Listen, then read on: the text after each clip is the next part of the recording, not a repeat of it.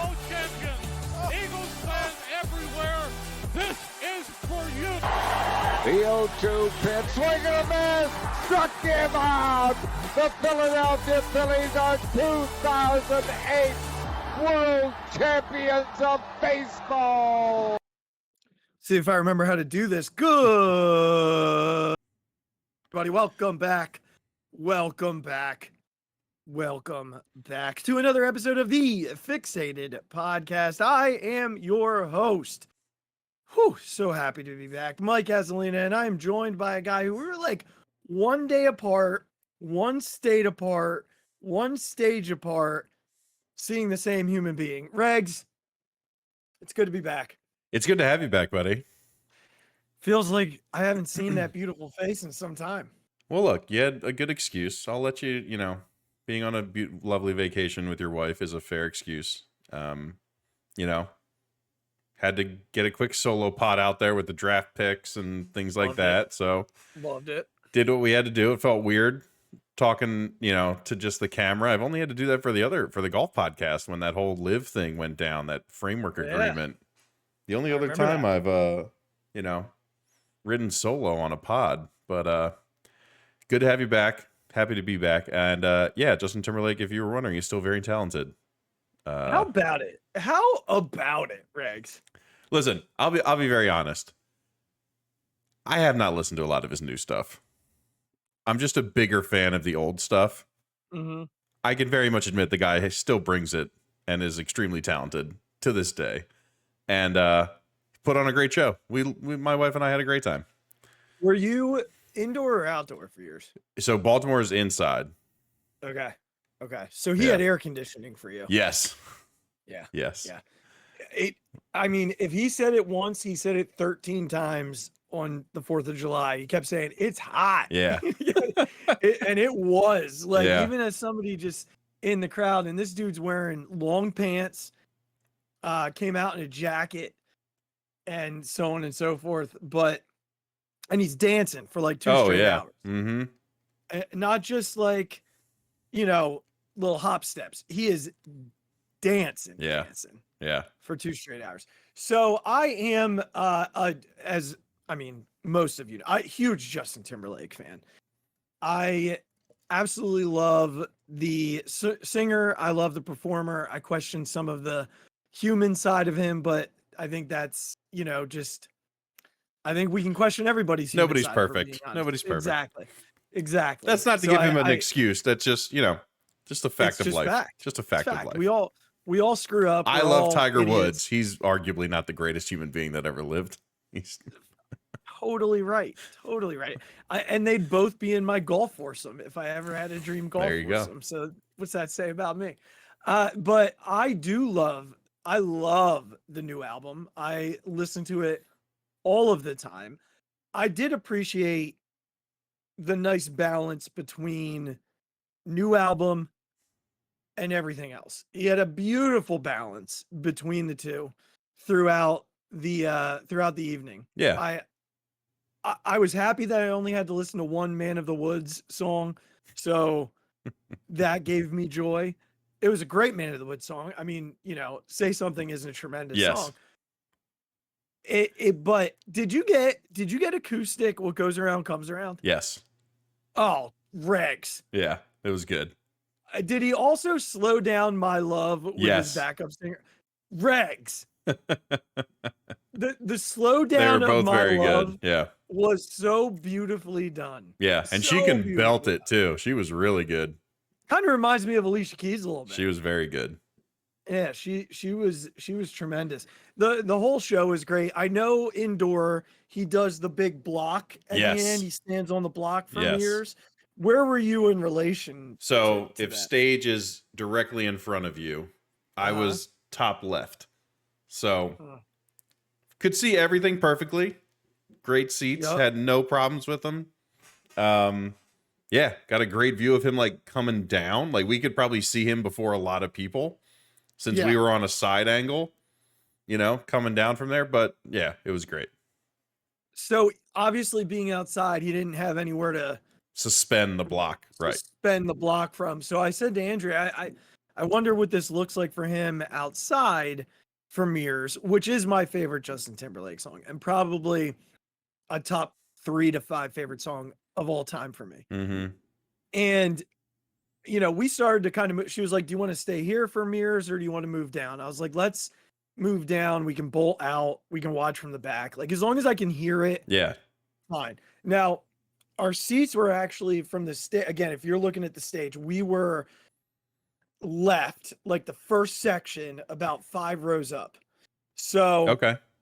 We were basically looking at the right side of his body when he was looking out. And I gotta tell you, I'm thrilled that we moved back because for us, I sent you the video since it was 4th of July as he's rapping Mirrors, singing like the Bridge of Mirrors, fireworks. The fireworks were awesome. Flying out. And, you know, he's just still going and super emotional and everything. It was great ending, like great ending, great show. I told Andrea I might even try and, I mean, I know she listens to this, but I might try and see if my mom wants to go see him in Philly because she also really likes him. And is he at Wells Fargo? I think he's gonna be at Wells Fargo. Yeah, he comes in October actually. Oh, all right. So he added Philly to his that's awesome. To his show list. So yeah, I'd like to take her to see him. Look, my wife and I were very big fans of like his like country-ish stage. We literally saw him like a decade ago, decade ago in 2014. She was pregnant with our first son, very pregnant with our first son. So it was nice to like, we don't get many date nights, probably a fault of mine, but just the nature of the beast at this point. So it was great to have a night with her. Again, you can't help but just be entertained by the guy. He's still got the voice, still got the dance moves. It's great. It was a great time. Yeah, I do know he's there on October 11th, and then in DC on the 13th. He's in Newark on the 8th and Brooklyn on the 7th. So he has like a little run in the Northeast. So I'm definitely gonna try and get tickets from my mom and I to go see him at Wells Fargo because I know how much she likes him, and so maybe a little early day gift for Joe Marie. Here's my thing. One last thing on the JT front. You know, I know the drunk driving thing, obviously not great. You know, my big thing with people of his stature or echelon level, whatever it is get a driver, right? Like just get a driver. Fairbanks and I have been talking about this since 2011 when Tiger first hit a fire hydrant. It's like, we were like, we almost sent Tiger like emails being like, dude, you could pay us not that much money and we would just live in your pool house and you could call us anytime, day or night. And we'd sign a contract that would say we cannot speak of anything that is seen, heard, where we pick you up from, where we drop you to, who else is in the whatever, anything. Yeah. Like on penalty of being thrown in like a Taiwanese prison if you want to. And that will be our job. We won't bother. We won't bother anybody. That's what I mean. We won't bother anybody. We will never speak of what we see. Yep. And you would never have to worry about this. Yep. It seems like the easiest thing that could happen, and nobody does it. Nobody does it. You know, Andrea read the Britney Spears memoir this year, and he got a lot of hate in that too. And she asked me, and a couple people have asked me, like, what are my thoughts on that? And I don't have any thoughts on it because I do believe there are two sides to everything. Justin has been very quiet. I think, you know, he hasn't said a whole lot, and you know, he's taken a hit for that. He takes hits for culturally appropriating throughout his career because of the clothes he wears, having dreads, beatboxing, none of which is appropriation. It's the type of music he did. Yeah. But you know what I mean? I think it's just in some cases people find someone to, no pun intended, fixate on, and they like to beat people down constantly. I don't know the type of person Justin is, but he's always been really entertaining. He's always been one of the more talented people on the planet. And I feel very fortunate that I've gotten to see him in concert as many times as I've gotten to see him in concert, Yeah. whether it was NSYNC or 43-year-old Justin Timberlake, still dancing, still like doing 18-year-old Justin Timberlake. Yeah. So kudos to you, JT, my guy. Always. I mean, Regs, JT won me Mystery Town. That's right. I'm happy to say I was a small part of that. I mean, did you think of me during Crimea River? I did think of the pants or the jeans that I wore and like having them hiked up on one side. What a fun night. What a ridiculous night. Gosh, thank God for alcohol. How about it? But it was that JT, that was during his Future Sex Love Sound. That's right. album, and I was nominated to represent off campus, I think at that time. Yeah, it was off campus for a male pageant. And my talent was, I mean, all of our talents were lip syncing, but lip syncing and dancing to Justin Timberlake. So I did a little JT through the years, still have the video. Still, oh my God. From time to time, throw it on and laugh at it. Listen, people, if our YouTube channel ever gets to 1,000 people, we will react and commentate through that video. Yeah, we absolutely I'm saying will. it right now. If we get to 1,000 subscribers, one of the podcast episodes will be us watching and live reacting to that video. And we will post that video. Yes, and that will be an episode that we will post on the YouTube channel. It absolutely will. It's a classic. Oh my It's God. an absolute classic. Absolute classic. I still have it. So focus away, people. Subscribe away. Get someone who doesn't even like sports. I was about to say, subscribe. that would be an unreal Send it to your video. trusted fans. Send it Good to your Lord. I take my shirt off, Regs. Listen, I we all do do take some my shirt questionable off. things. We Luckily, do. luckily I don't, so it won't get struck down for. Oh, this show has gone off the rails. And we'll see you next time on. We'll catch you next week on the Phixated This Podcast. had to be how we came back. It had to be. It had to be. Well, I mean, listen, a lot to get to tonight. No Eagles stuff.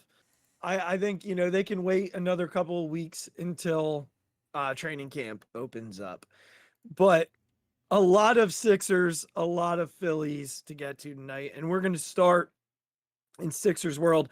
Regs, I am just going to quickly, you did this in your draft recap episode. I'm going to quickly just give my thoughts on Jared McCain. Yes. As a pseudo Duke fan, I was about to say, as I said, you've watched a lot more of him than I have. So yeah, I definitely don't consider myself a diehard like I once was. I lost a little bit of love for the college game, but I did gravitate a little bit more to this Duke team this year. I think because I was on the road, they were on a lot, so watched them a little bit more. But one player that I did tend to gravitate more to than others was Jared McCain. The personality itself is just magnetizing. He is such a fun personality. I love how unique and individualized he is, and he's not afraid to be who he is. And he reminds me of JJ Redick in that way, just a little bit more on the dynamic side as a player and a little bit more outgoing as a human. Yeah. JJ's not the type of guy who's going to be social media full bore. I mean, yes, he does the podcast, but not to the extent that Jared McCain is. But Jared McCain loved the hate. He invited the hate. And it took him a little bit to get going. He had some injury stuff early in the year. But once he got going and once he got in his groove, that kid can shoot it. And if you close out on him, he will get to the basket too. Very quick. Defensively, it's going to be a little bit like Maxey because of his size. He's not, I don't know that he's as much of a dog as Maxey right now. Maybe he'll get there. He'll grow into that. But I think at 16, I had said to you previously, I feel like he might get to them, and I'd love to see him in a Sixer uniform because of not just the shooting, but the playmaking ability.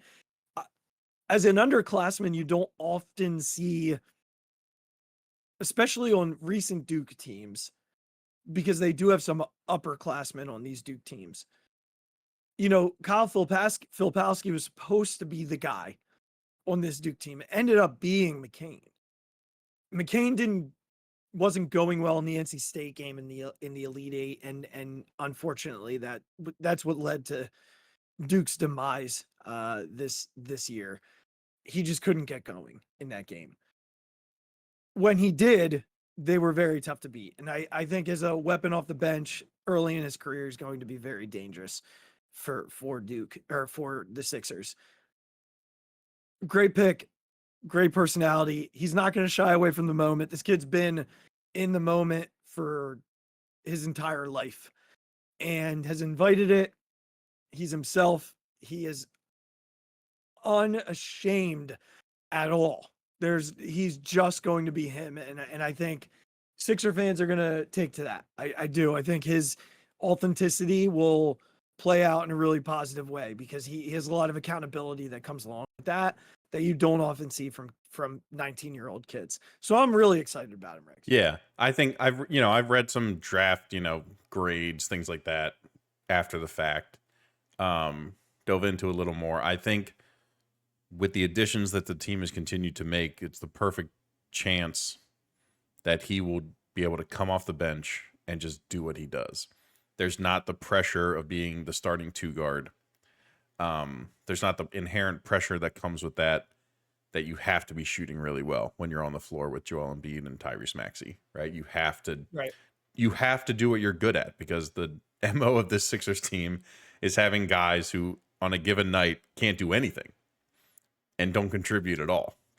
So as a guy who's going to come in and play 16 to 20 minutes, depending on who they're playing in the game. Yeah, if that. So he comes in, hopefully the shooting translates, which there's nothing that indicates it won't. Yeah. He pulls up from everywhere. I think we're going to have to see as a guy of his size, how the finishing translates to the NBA. Maxey obviously has the speed and the athleticism that allows him to finish the way that he does at the rim. But he also had to learn how to translate that and make it a weapon. So we have to see if the finishing translates. I'm not saying he can't do it or can't learn it. It just he's going to have to figure that out. It's going to be a lot harder than it was in college.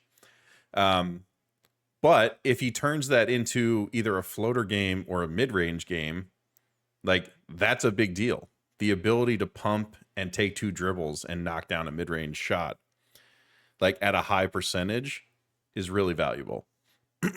So obviously we'll have to see the defense come along, for what what there is in his body.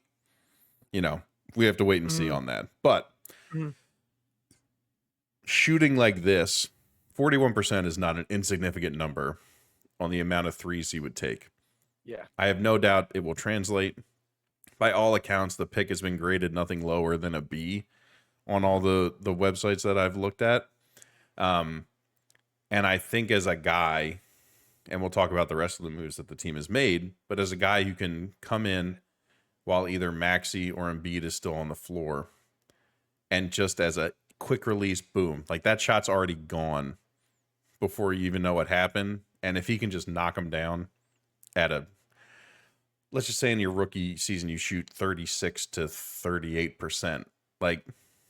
Yes, please. Yes, that would be awesome. Mm-hmm. Yeah, their plan is clear as can be this year. It's let's load up on 3-point shooters and spread the floor. Officially today came down that Tyrese Maxey's max contract is completed. I believe that it'll be in the next day or so that Paul George's contract will be officially announced because he's in Philly right now. It's already done. Oh, they official. Yeah. As of when? I see it. Somebody just tweeted it. Oh, okay. The only thing I've seen is him at Geno's, which, come on. There's a welcome to Philadelphia Paul George thing that this guy just tweeted. Paul George got a 50% trade kicker in his 4-year, $212 million contract with the Philadelphia 76ers. Okay. All right. I've just been waiting for like the official, like I saw. I'm gonna Tyree. look for it just to see if that 'Cause I maybe saw was just somebody. The Sixers tweeted like officially zeros back, like the whole thing. And I did not see that for PG because that will sort of kick in the KJ Martin. Yeah.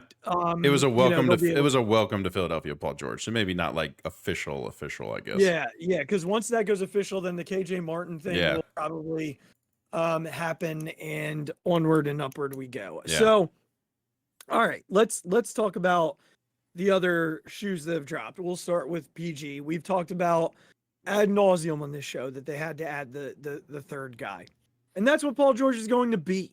He's going to be the third guy.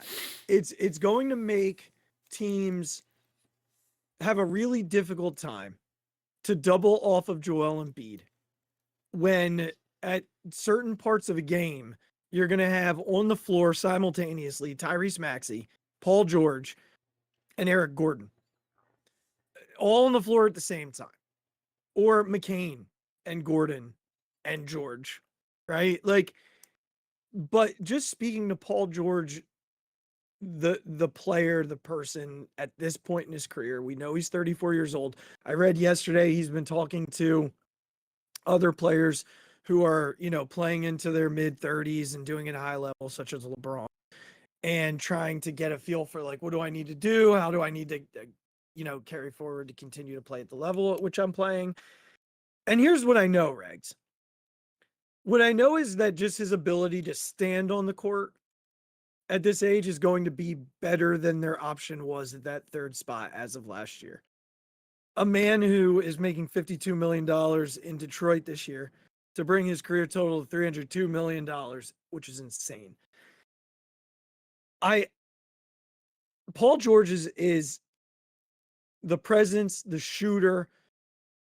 I know he's declined a little bit defensively. The ability to still get to the rim on a closeout. It's there, Regs. Like, it's all there. He doesn't need to be anything more than the three. And at times, look, there are going to be times, Regs, where he's going to have to score the basketball. There are going to be times where in the huddle, Nick Nurse says, hey, you're the guy for this last shot. Mm-hmm. We need you to create the shot here. Those things are going to happen, but he's not going to have to, for 4 quarters, be the guy most nights. Yeah. So I think in 3 years we might hate this, but for the next 2, it does give us a shot, Regs. It gives us a chance. It gives us something as we move into a season to look at and say, yeah, we are in that stratosphere now. We're in that conversation with the Knicks, with the Celtics, with the Bucks. We're no longer not part of it. Not just because of Paul George, but all of it. But I think Paul George is a big part of that. Yeah. I mean, Paul George is one of my favorite basketball players since Tim Duncan retired. I've always liked Paul George. I think the key is it's very like you're right. The last 2 years of this contract aren't going to be pretty, probably. It is what it is. What I think Sixers fans and we need to focus on is that you're hoping that the injury chance is less because he's not going to be asked to bring the ball up on every play, to be the playmaker on every play, to you said it perfectly. There are going to be times that Nick Nurse looks at him and is like, you're our guy this time. Like we need you to create and do what you do, but it's not going to be asked of him every possession. Right. And the hope is that maybe that translates to some more effort and maybe a sort of resurgence on the defensive end because he knows he can expend a little bit more energy on that side. He is being asked to be the third offensive option. Like he just is. And I believe he's more than capable of doing that. And there will be nights where he goes off and he scores 40 points and looks like Paul George from back when he was with Indiana. Like it's going to happen. He's that good of a basketball player. Still to this day, he's still that good of a basketball player. The just overwhelming hope is that This guy will never score 0 points in a playoff game. Never. Right. Paul George will not score 0 points in a playoff game. He's going to walk into points by accident. But he's not going to hesitate when he's open in the corner. Right. When he gets the ball in his hand on that quick rotation or from an in and out with Joel Embiid, he's going to know exactly what to do with the ball. Will it take some time for him to learn playing with Embiid and Maxey? Of course it will. Yeah. But you can't deny the fact that Paul George just knows what to do with the basketball when it gets in his hand. So if he can like crank the dial up just a little bit on defense because he knows he's got the extra energy because he's not being asked to do everything on offense, I hope that comes back a little bit. The shooting just has not dropped off. Like people say, oh, like Paul George, he's so old. Like the shooting has not dropped off. Right. It hasn't. Again, his playmaking, his athleticism, his ability, to get to the rim how he used to. Of course, everybody's does. Like basketball especially. Like it's just how it goes. You age quickly in this game. But he will not catch a ball in the corner and hesitate to put it up. And I think it's a smaller window than if you went out and got a Brandon Ingram because of just the age difference. But it puts them into, are the Knicks or the Sixers the third best team or second best team in the East? Mm-hmm. That's where they are now. And we don't know. We don't know if the Knicks can repeat what they did last season. We don't know. Are they capable of it? Absolutely. Here's what I can say. That and look, we love Bridges. Yes. We talked about him as an option. But how much more? Because I think we saw what he was in Brooklyn. Like we kind of know what he is.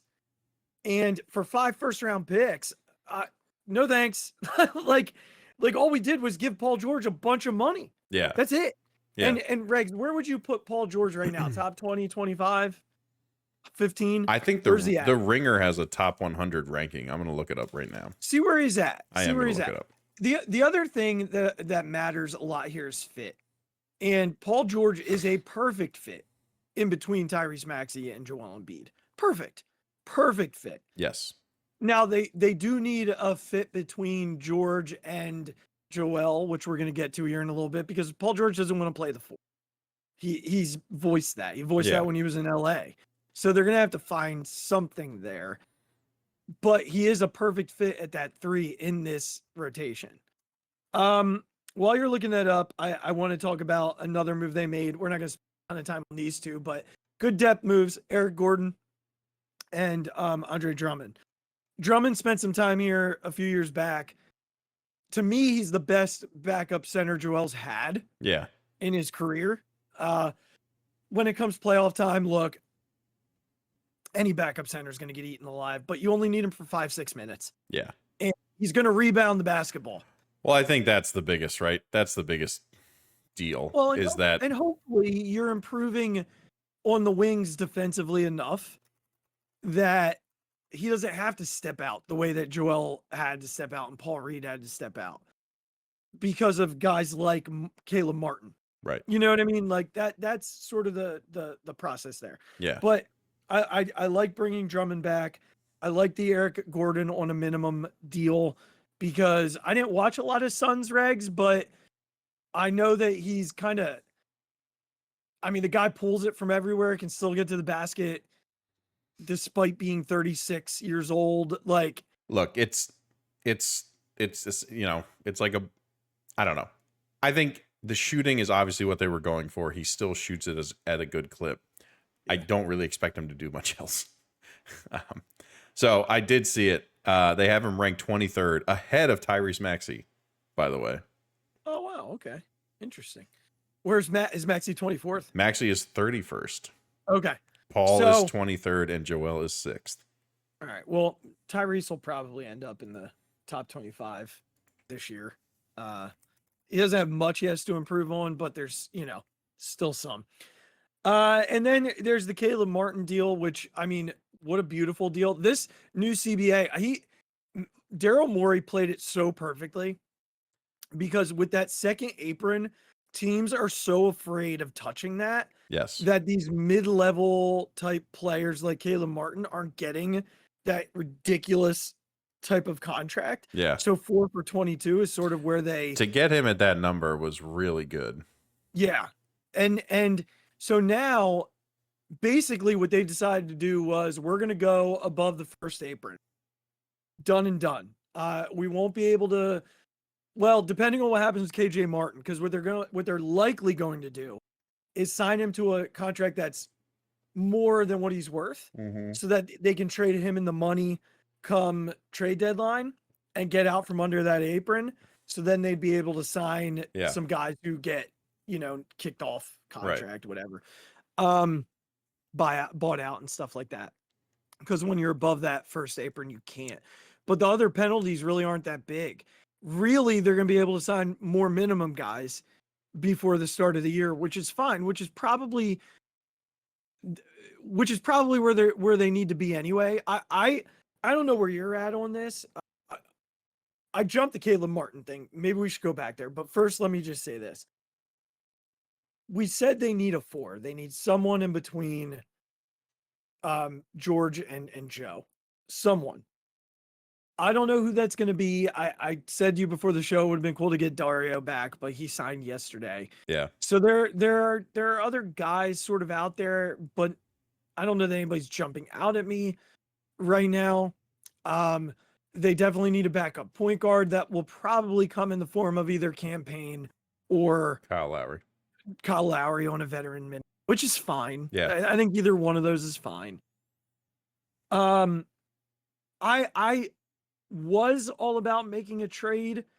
I don't want to do that now, especially knowing we hold 2 pretty premier Clipper picks. They're not they're unprotected picks. Yeah. And the Clippers are not going to be very good. Yeah. I like with Paul George gone, James Harden always disinterested, and Kawhi Leonard never playing. They could be really bad. Yeah. So the Sixers could have a pretty high pick for 2 drafts. I don't necessarily want those picks to go anywhere. I know we're in win now mode, but I'd also like to be set up for when Joe goes. So I don't know. Yeah, I think it's okay to wait right now. Like if a crazy thing came up out of nowhere, at the trade deadline, if something falls into your lap that makes that significant of an impact, it's like we even talk about with Philly stuff. It depends on what you're talking about. Yeah. Like, you have 2 good assets. It has to be the perfect deal. Yeah. Yeah, you don't give them away for just like filling up the roster. Correct. So I'm anxious to see what they do the rest of the way here. It's still early, but we joked, oh my gosh, we don't have a roster, and now they're like 2 players away from it. Yeah, I think the biggest thing for me, I think by all accounts, everyone has been supremely impressed with what the Sixers have done this offseason. Yeah, what he did with this space. Say what you will about, your opinion on certain players. Like, the people I trust that talk about these things have said, like, for what they intended to do, they have absolutely nailed it. Oh, they nailed it. Yeah. Daryl Morey absolutely nailed it. Yeah, like, this team still has to perform on the court. Yep. And I still am a little worried about the defense. I'm not going to lie. Oh, yeah. And the passing. Yes. I'm still a little worried about that. Yeah. Because even a guy like Nick Batum, who just knew how to make good entry passes, was like so important. Mm-hmm. And we don't know if we have a person on this team who can throw good entry passes to Joel. But for the plan to save your cap space, wait a year to sign Tyrese, all these things, for what they did, they executed the plan perfectly. Yep. Now this team has to go out and play. They got to go play basketball now. Yeah. And like we said, probably 2 minimum contracts coming. Yes. And we'll see what happens. We'll keep posted. I think right now, though, in terms of we're allowed to be excited right now. In 6 months, when they inevitably lose in the second round again, we'll be pissed off. Yeah. But and look, I'll be honest with you. This is going to be something you haven't heard me say very often. This would, barring something that we don't see happening, Joe, it's all there for him now. Like, it's there. The shooting around him is there. The star player around him now is there. The head coach it's there.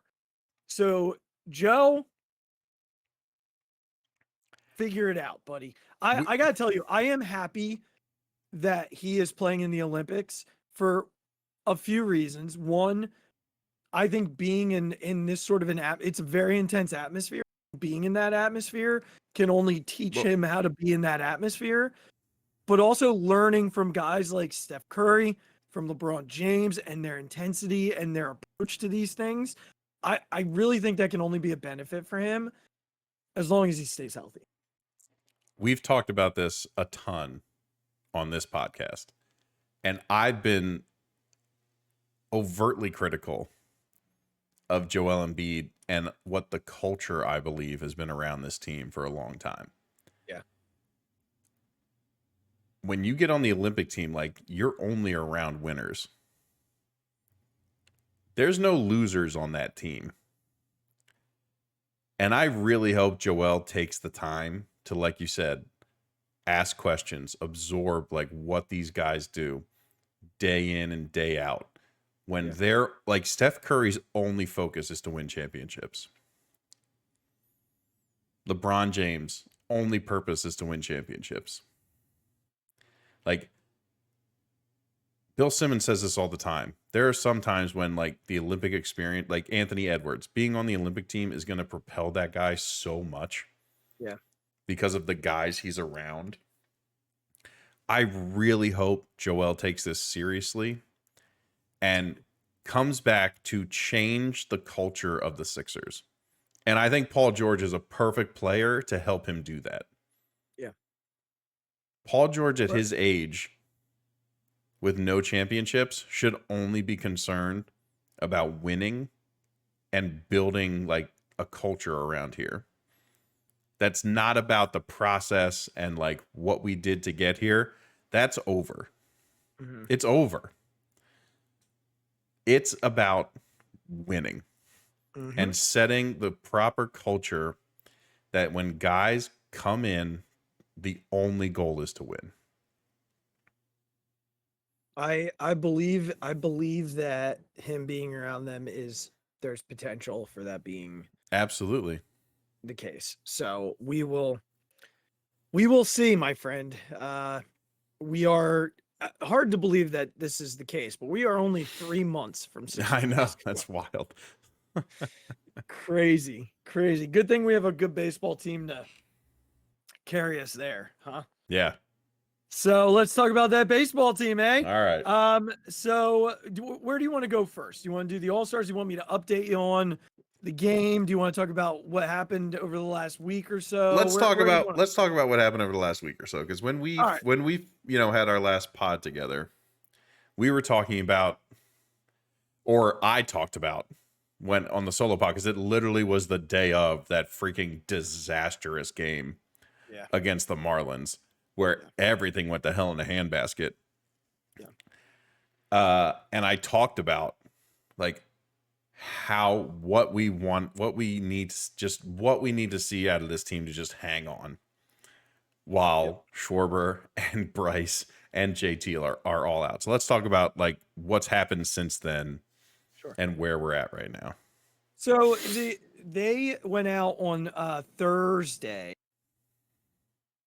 The game that Wheeler couldn't get the 8 and 9 hitters out. They ended up losing that game like 5-4, 6-4, something like that. 7-5, 7 something. They scored 7 in 3 innings. Yeah, wild game. Especially because like Matt Strum and Jeff Hoffman like couldn't pitch for some reason in that game. Yeah.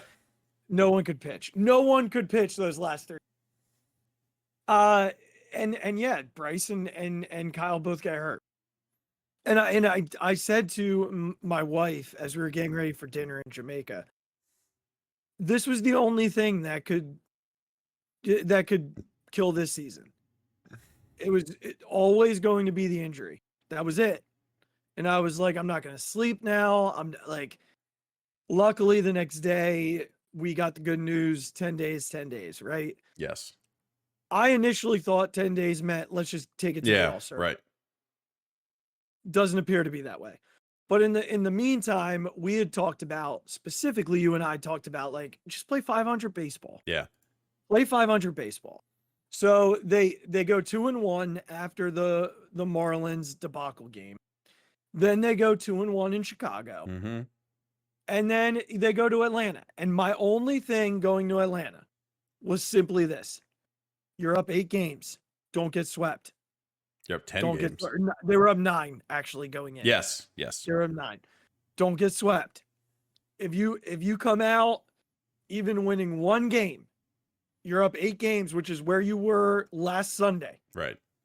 There's nothing wrong with that because you get Schwarber and Bryce back. You know, you just got to make it to the All-Star break. That was my initial thought. Well, now more than ever, that's where I'm at. They went 5-4 in the stretch. Yes, they got their butts beat the last 2 days. I'm not going to did you look at the lineup? Listen, there's little things we could talk about there, but it ultimately like comes back to they went 5-4 without these guys. And look,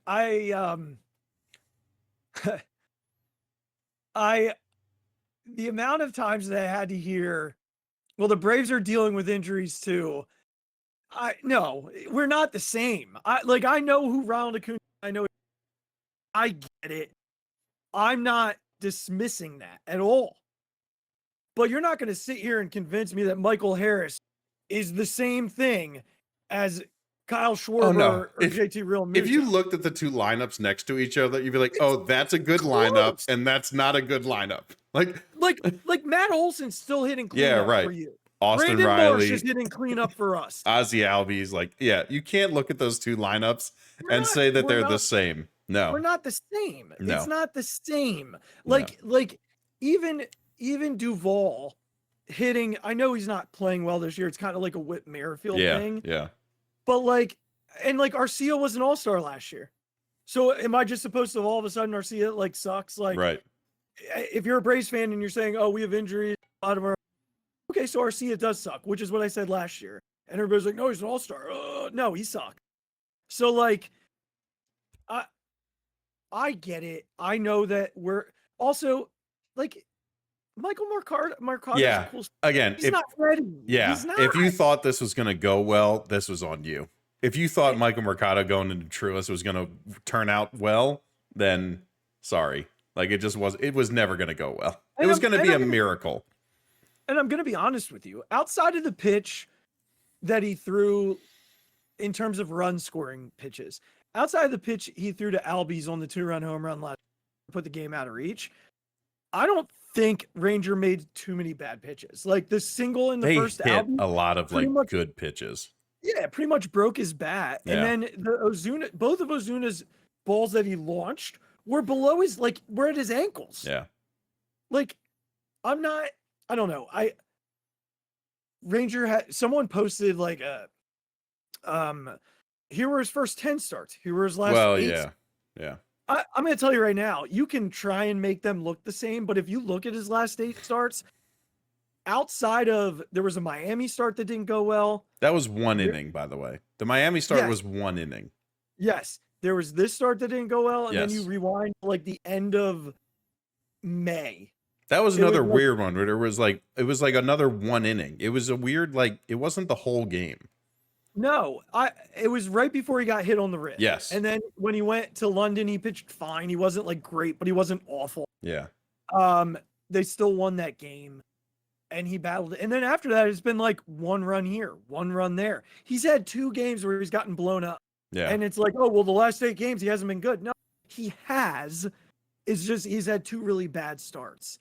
So. And look, he had to eventually come back to the middle. They all do. Ranger Suarez is not Roger Clemens. Well, you know what I mean? Right. But that's what I mean. every pitcher comes back to earth eventually, unless they're like Randy Johnson or Roger Clemens or Pedro Martinez. Ranger Suarez, God bless him. We love him. Yeah. He's a number 3 starter who was pitching to a sub-2 ERA. Yeah. Like, I get it. You want him to bounce back. You want him, like, this was going to happen eventually. And I don't think it's, I'm not here I think the All-Star break's coming at a really good for all these pitchers. Yes, I agree. They do have. I'll be interested to see if Wheeler goes or if he will not. On the roster list, he will not pitch in the All-Star game. I just wonder if he's even going to go. Oh, well, I'm not sure about that, but yeah, well, because he's going to pitch right before the game. Yeah. So you can't really use him, and he would be most sensible start the game guy. Yeah. For the National League, he's the best pitcher in baseball, in my opinion, at this point. So it comes at a good time. Do I think they need it? No. Do I think it comes at a good time? Yeah. They're still 26 games over 500. They're 8 games up in the division. The Braves go out west this week. They have 7 straight games out west to end the first. Is that really? Wow. They've got 4 in Arizona and 3 in San Diego to wrap up the first half for them, the unofficial first half. So, we have the Dodgers coming in. Dodgers, are also very banged up. Basically you're dealing with Ohtani and Freeman and Will Smith. Oh yeah, he's a pain in the and Freeman just kills the Phillies. Well, just on the all-time list of Phillies killers. Expect him to hit 900. Yeah. This week, but they're in an interesting position here because conceivably you could see the Braves losing 4 games this week, and if you go 4-2, 5-1, you're going into the All-Star break in a good spot. So this week could have been really, really bad for the Braves. It could have been really, really, and just as they've done all year, they found a way to just hang on tight. Yeah. And now that, and honestly, I like their pitching this week, the way it lines up this week with against the Dodgers, Wheeler, Sanchez, and Nola. Mm-hmm. I like that. I like the way that lines up for them. And then Ranger and probably Mercado, and Wheeler against the A's. Yeah. I like the way it lines up for them this week against the Dodgers and the A's. Yeah. I don't know who the Dodgers are rolling out there. I think I saw a tweet that had the pitching matchups, but I'll take a look in a sec. But I got it up if you were going to say something there. No, go for it.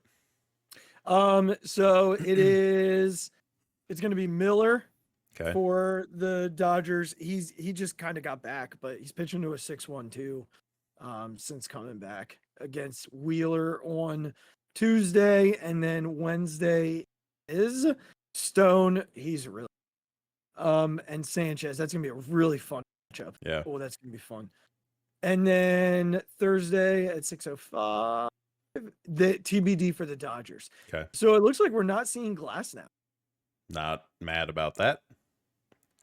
Unless he's pitching on Thursday. But Stone's really good. Yeah. You're gonna be I'm gonna get a text in like the 3rd inning that this guy. I feel like what's gonna happen. And I'm gonna remind you. I am going on Thursday. Are you? Yeah, the boys wanted to really see Shohei, so we figured out how to get I to mean, a game. you kind of, Yeah.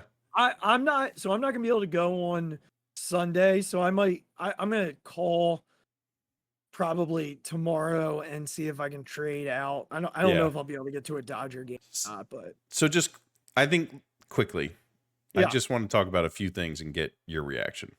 Please. We can certainly be happy that they're 5-4. We can certainly be happy that their division lead did not go down any less than what it was when two of our most important hitters went down.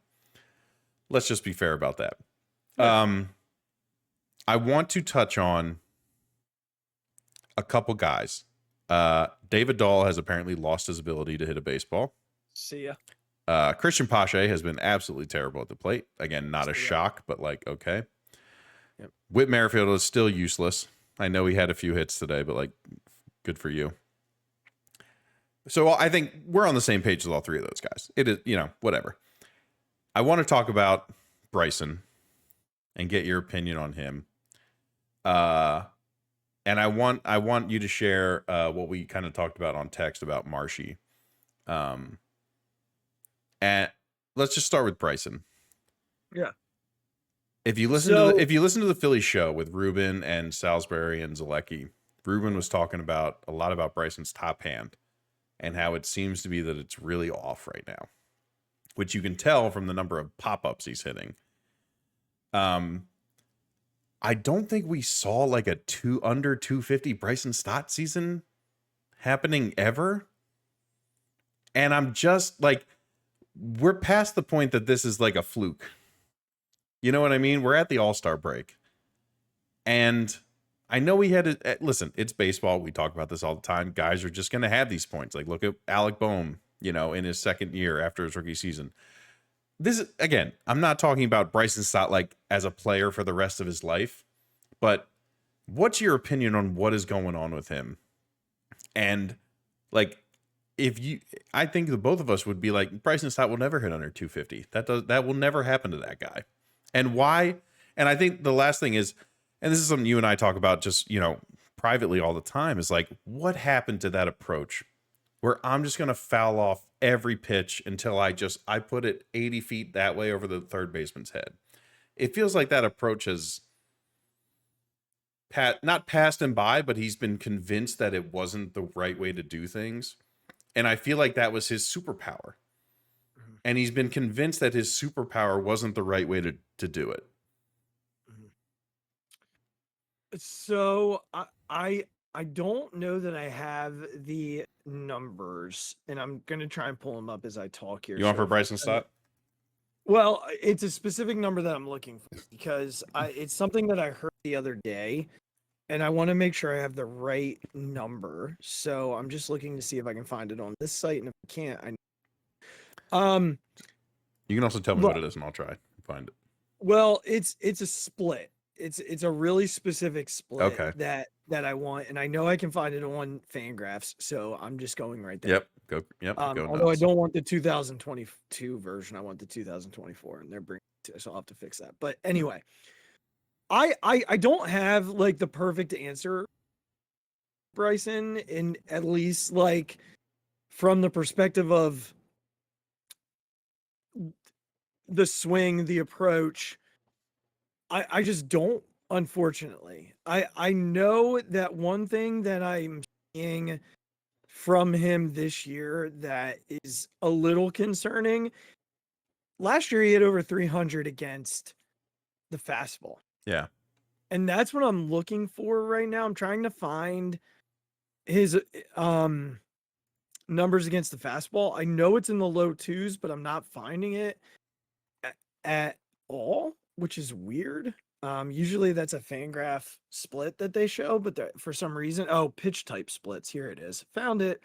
Against the fastball this year, Bryson is hitting 175, or that was 2022. Sorry. 2024 against the fastball, he's hitting 230. That's not good. Yeah.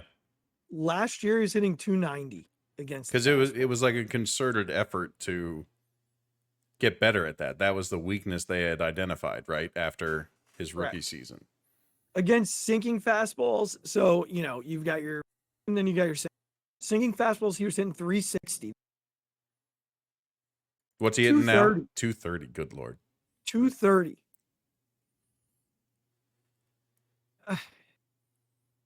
I don't know that there's much more of a what's wrong with Bryson Stott than he's just not hitting. He's not getting that top hand over the ball.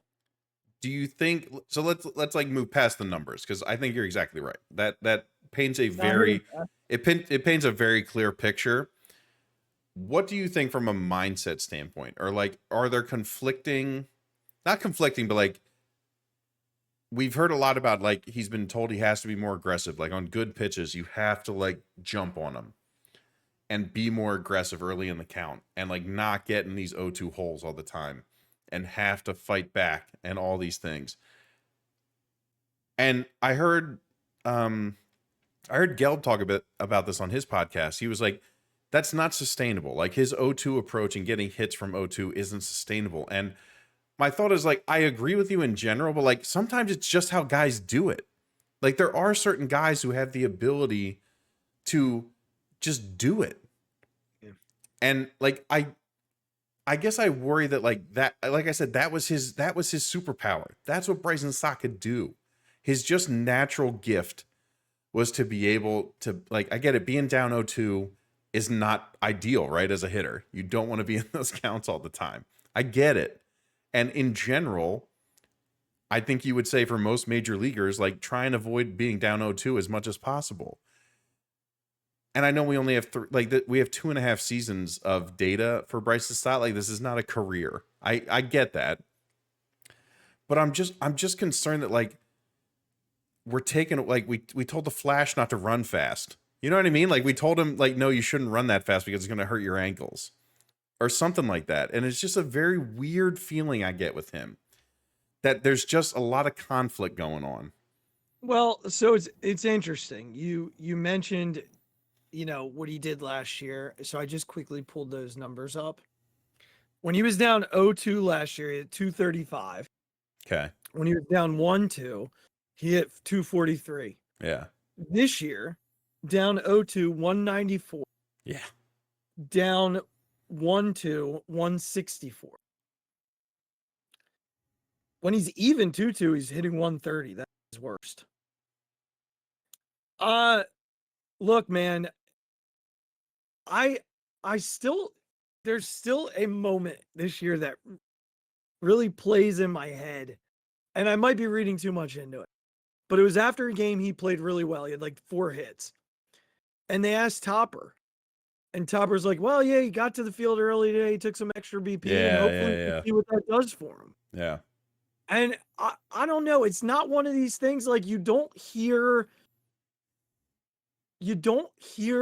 McCarthy or Rubin. You don't often hear them say, oh yeah, Stotty was out here early taking extra. Like you don't hear it. And again, I have to say, this is kind of pot kettle because I got on you last year for saying this about JT like that. I don't know if that's it. If the ever like that kind of effort is not there. I love Bryson, and I'm right. We don't have the context to say anything definitively, of course. But there was like that I said it that night. You did say it that night. It stuck with me since.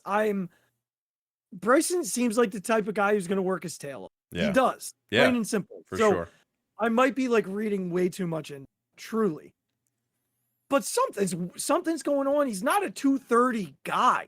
But you know, like, but to kind of help your point a little bit, like, despite Nick Castellanos' struggles, what do they mention every broadcast? How he's out there as the first person out there with Paco, like doing extra BP, doing this kind of stuff. And he's been awesome. You have to imagine, that if Bryson Stott was doing that, it would come up. Yeah. And look, again, please God, like, we don't know this. Nor are we criticizing. No, like, it's not what we're here to do. We're trying to figure out why a guy who should never hit under 280 is hitting 230 right now. And it's not even like an unlucky 230. No, it's just a bad. Like, he's just not been very good. I mean, he's also striking out a lot. The pitches he misses or just stares at are like, dude, like, come on. Yeah.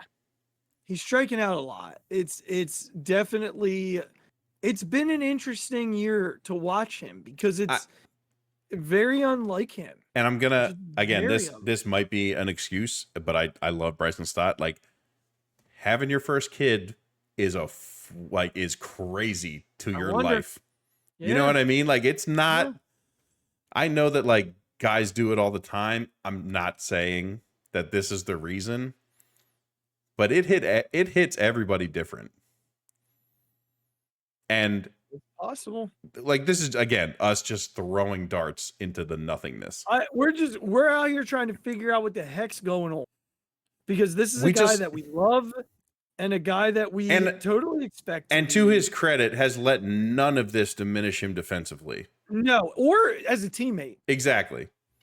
Has let none of this diminish his Gold Glove defensive ability at second base. Or just, like I said, as a teammate, he's going out there congratulating guys after they absolutely. So which makes you think it's just something when he steps in the box, like his mind is just not right now able to just be free. Like you see him thinking about too many things. Right. He's not just being Bryson Stott. I mean, I'm really looking for his BABIP right now because I just want to see what his batting average on balls in play is. And I can't find. He did start hitting a lot of balls like hard in the last two series, and they just did not fall. Like especially against the Cubs. That's why I want to see if I can find this. I'll keep looking for it then. I know I took us on a tangent, but like it was just. And what is it that you wanted to know about? I wanted you to talk about again. I text you that like Marsh just looks in the wilderness. Even against righties. And I text you about that Gelb article that came out with the quotes from Kevin Long and Kyle Schwarber about K Long just flat out saying Brandon Marsh is not an everyday player because of how he's against lefties right now. And look, Gelb was not trying to be overtly critical. He was relating it to Kyle Schwarber and how Schwarber had a very similar path with the Cubs where he platooned because he could not hit lefties. Like, and even though Kyle obviously has become Kyle Schwarber, it was relating it to the fact that like Kevin Long has recruited Kyle Schwarber to be like you went through this. Yeah. Can you help Brandon? I think for me, I said this to you today. Brandon is the unfortunate soldier of like I'm not playing every day, so it's hard for me to get in any sort of a group. It's unlucky because typically you face a lot more righties. Right, yeah. It feels like there's like none of them. The Phillies are facing a ton of lefties.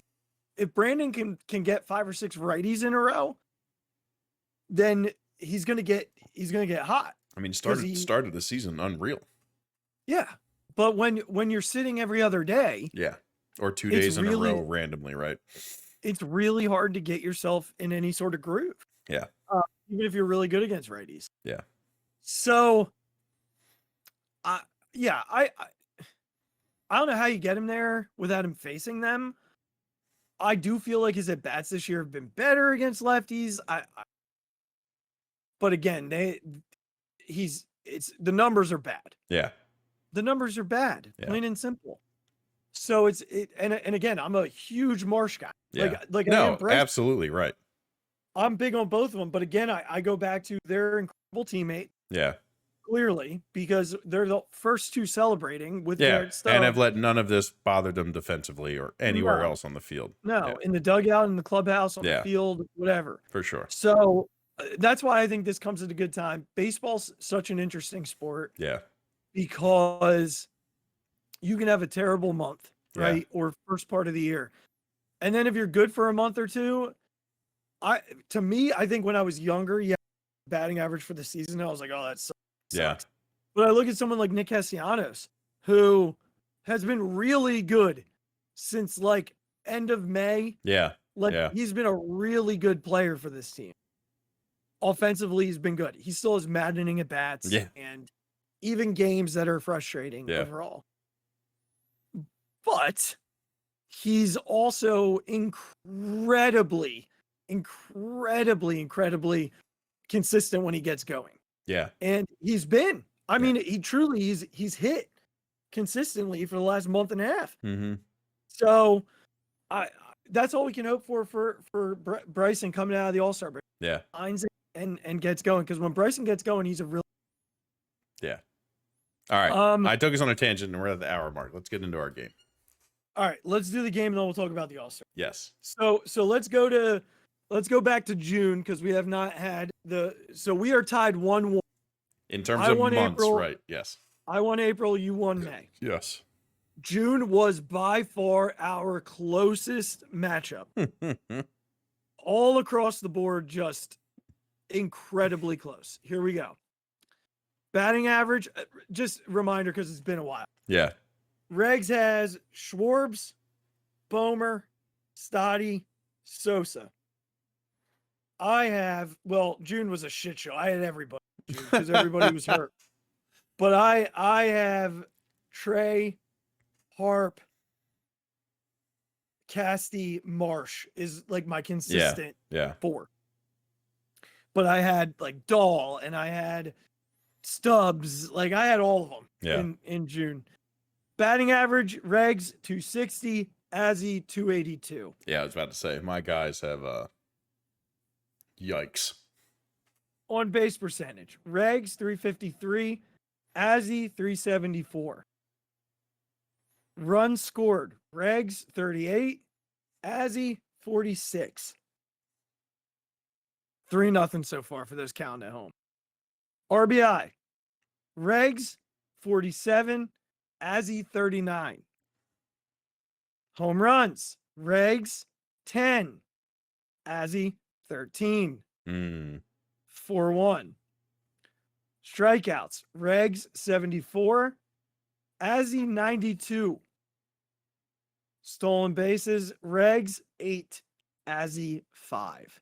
So we end the offensive category 4-3. All right. And we move into the pitching. Innings, Regs 71, Azzy 81. 5-3. ERA, Regs 3.17, Azzy 3.56. We are now at 5-4. I'm going to skip whip because that's our deciding, and there's a story behind it. Okay. Wins, Regs 4, Azzy 5. 6-4. Saves, Regs 3, Azzy 2. 6-5. Strikeouts, Regs 79, Azzy 77. 6-6. It comes down to whip. Regs 1.112. Oh my God, I'm going to lose this on a freaking 100 decimal, aren't I? Hold on. So you're technically a 1.11. Yeah. Okay. Azzy was a 0.111. Hold on. And then they changed Rangers air to a hit. And it became a 1.115 that brought me to a 1.12. Oh. So Regs won. Jesus. 7-6. Holy Christ. By literally 100th of a point. Oh my God. And that just shows how honest I am in running this, because when I found out that they changed his air to a hit, I went back and adjusted it in the spreadsheet and it jumped me to 1.12. Unreal. So I had to go and look at what the decimal was. Yeah, right. So that one freaking hit. Unbelievable. So you essentially lead 2 months to 1 month. Yeah. Good now, Lord. Here's what happens in July. I get to pick somebody. Yes. I am going you have to your replace, first pick. Yes. I am going to replace Brandon Marsh, but I haven't, because I'm replacing him with JT Realmuto, who's like on my IL. Yeah. So he's sitting on my IL. Okay. Marsh is technically in his place until the time comes for him to come back. Now, ironically, it's worked out really well for us because Bryce and Kyle have been out the same time. Completely. Right. Should be coming back, if not together, within a day of each other. Yes. Relatively a wash for what it's worth. Sosa and Marsh have almost the same amount of at-bats. Yeah. And the other 4 play every day. Yeah. So July, what are we through? 6-7 games in July right now? Yeah. All right, here's where we're at. Wait, do I get to switch or you just got first pick of switch? Loser is the only one who gets to I add. got it. Got it. I mean, now you technically can if you want to take out Sosa. I just get first dibs, but I don't know who you're removing Sosa for. I mean, it would probably be Casty.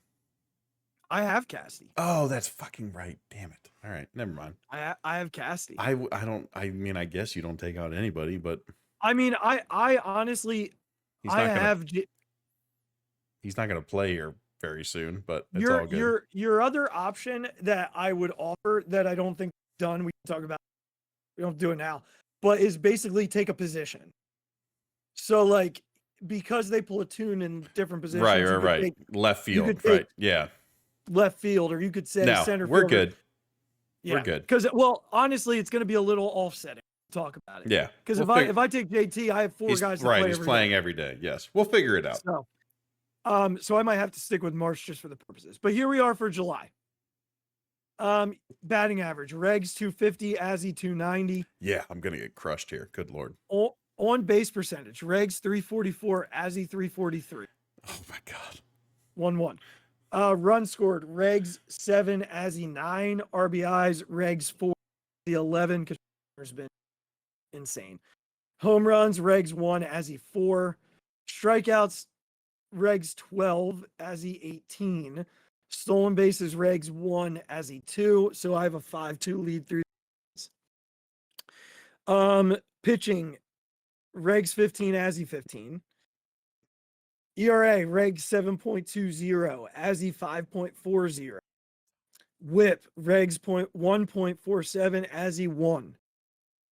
Wins: Regs 0, Azzy 2. Saves: Regs 1, Azzy 2. Strikeouts: Regs 17, Azzy 21.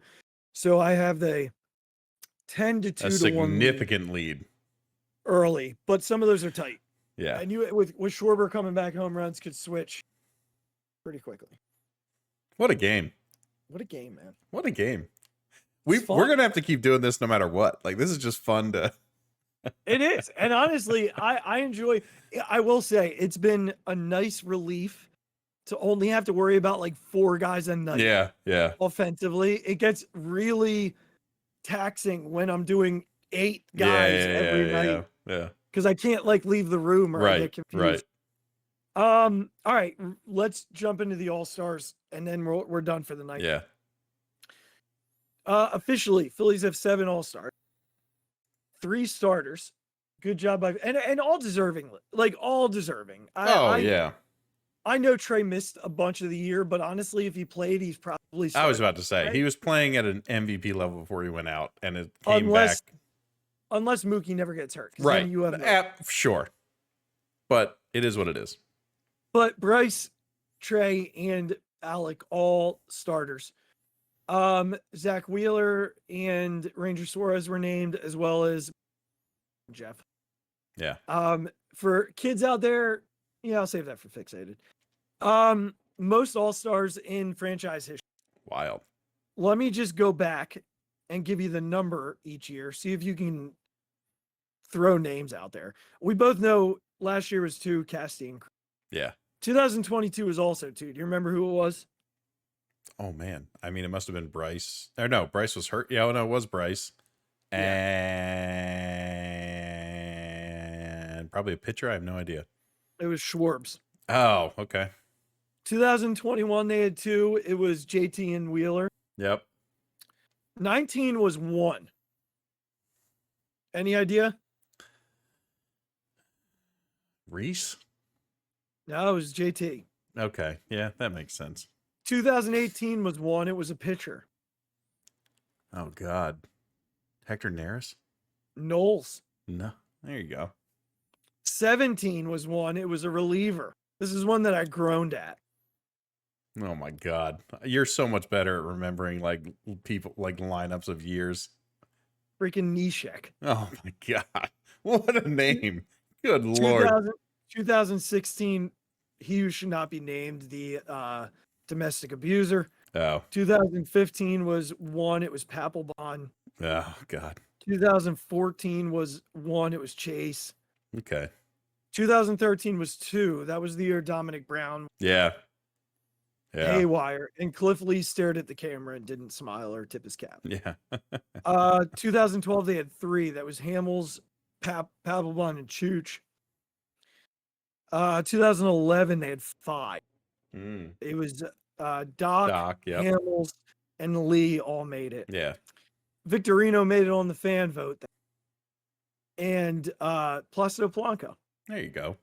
2010 they had 3, Doc, Ryan, and Chase.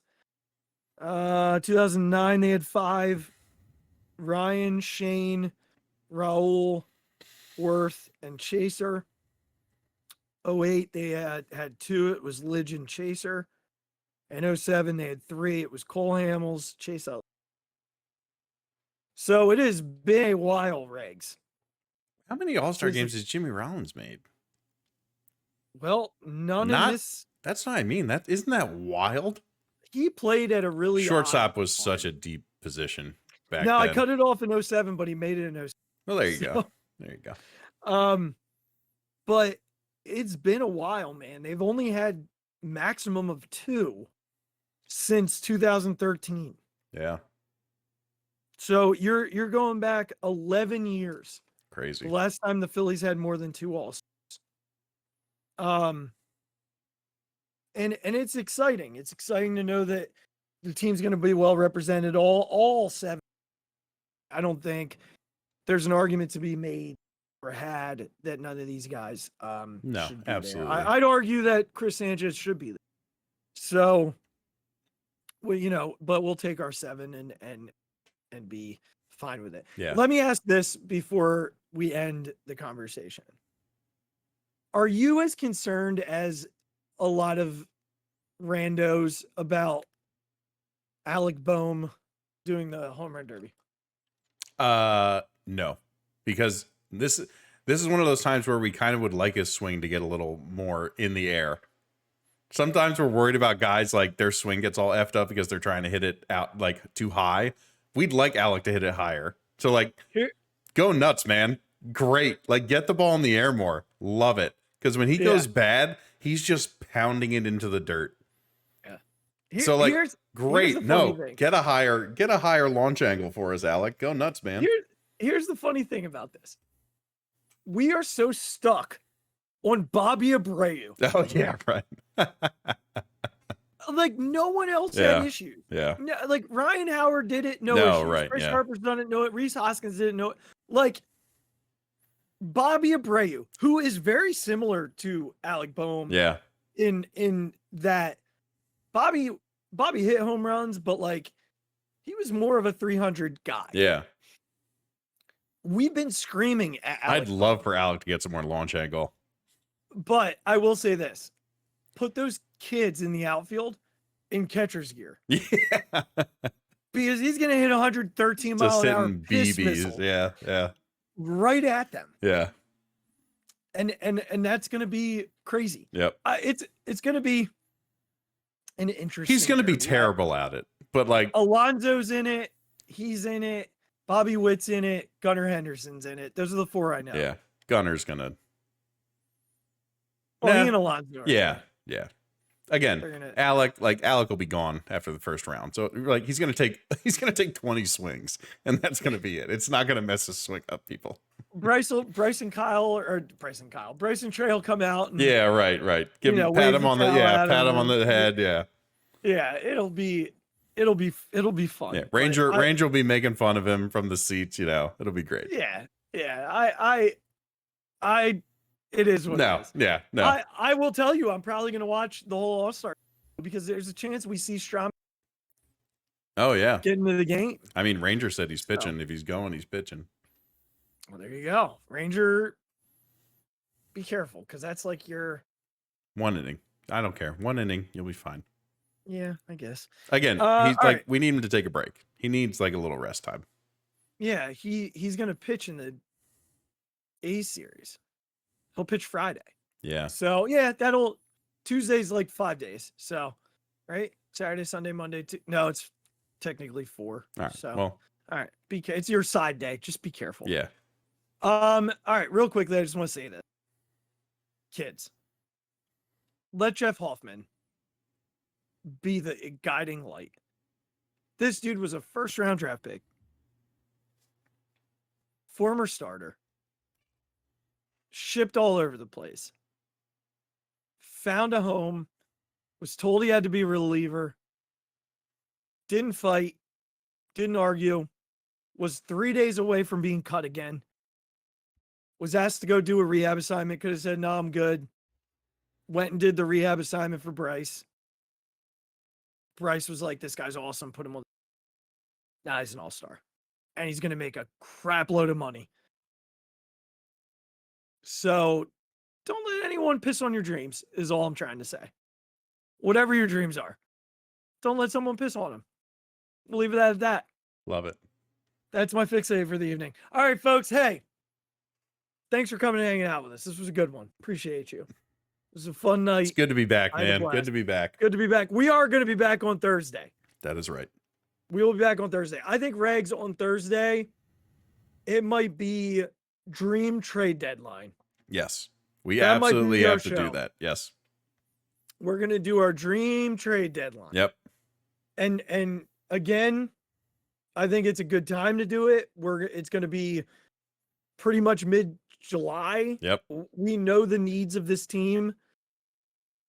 Unless something else crazy happens with the other two teams, it's going to be a perfect time for it. 45-minute episode, maybe. Love just talking about what we're going to do with the trade. Love it. Until then, folks, thanks for being here. We love you. We appreciate you. Go follow us wherever you get your podcasts. If you are a Spotify person, go there. Apple, go there.